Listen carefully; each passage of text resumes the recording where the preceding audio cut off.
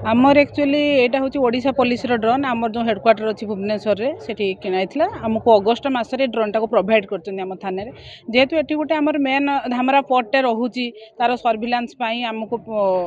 माने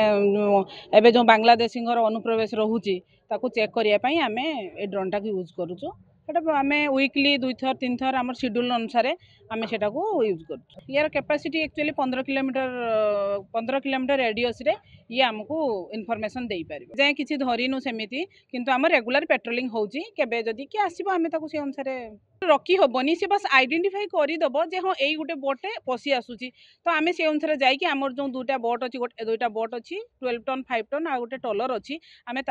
साहाଯ୍ୟରେ ଯାଇକି तांको माने फिजिकली आम चेक करबो इजी होउची से ये एक्चुअली फिजिकली रोकी पारिबोनी हमको जस्ट इनफॉरमेशन दबो जे जेहेतु आम प्रैक्टिकली जाइए 15 किलोमीटर भितर आम तो माने चेक करि पारिबुनी जे किए अच्छी या नाही बोली किंतु आम ड्रोन टा उड़ेकी गोटे जगार रहीकि आम देखि पारिबु जे किए आसूची कि किए नाही तापर आम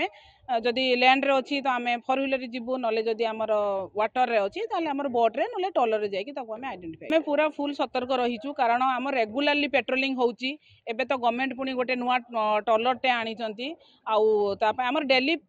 मिनिमम 8 घंटा लेखाएं पेट्रोलिंग होउची।